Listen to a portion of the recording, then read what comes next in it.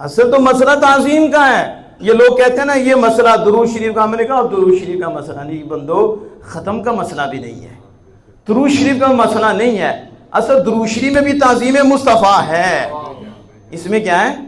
اصل مسئلہ تعظیم کا ہے. ان کے ہاں تعظیم شرک ہے اور یہی ان کا سب سے بڑا رکن ہے. اگر کسی کی تعظیم کر دی جائے اس کے اوپر شرک کا فتویٰ دیتے ہیں. اب وہ جھنڈے کے آگے جھکا ہے، شرک ہو گیا. اللہ کی بات ہے، تم تو اللہ کے حضور جھکتے ہو، اللہ کے بندوں کی تعظیم کرتے ہو تو تمہیں رب نوازتا ہے، رب بلندی دیتا ہے.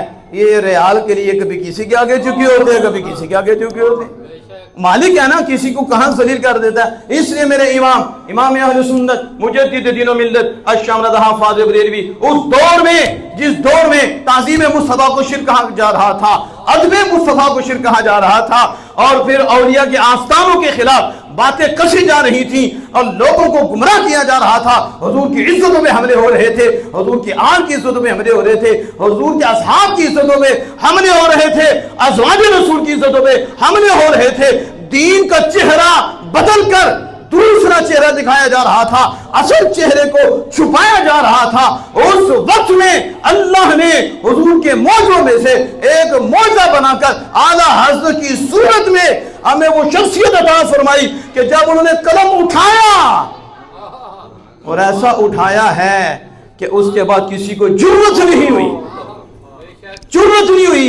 کہ وہ اعلیٰ حضرت عظیم مرتبت کے خلاف وہ قلم اٹھا کے بتائیں. پھر اعلیٰ حضرت نے بتایا شرک ٹھہرے جس میں تعظیم حبیب، شرک ٹھہرے جس میں تعظیم حبیب، اس برے مذہب پہ لعنت کیجئے. میں مجھ سے پوچھو حضور کی تعظیم شرک ہے تو میں کہتا ہوں اس مذہب کو بھی لعنت بھیجو. ایسے لعنتی مذہب کو کیا کرنا ہے جس میں تعظیم مصطفیٰ شرک ہو؟ یہ کون سا دین ہے؟ کیا لوگوں کو پڑھا رہے ہو؟ کمینو، ہم تو باپ کی تعظیم کا کہتے ہیں. ہمیں جو پڑھا ہے قرآن و حدیث پڑھی ہے کہ باپ کے آگے بھی نہ چلو، باپ کے برابر بھی نہ چلو.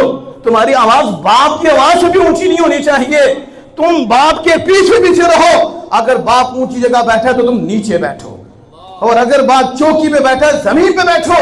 کھانے لگے ہو باپ کے ساتھ تو پہلے لقمہ باپ کو اٹھانے دو، اس کے بعد پھر لقمہ تم اٹھاؤ، اس سے پہلے نہیں. یہ کون ادب سکھا رہا ہے؟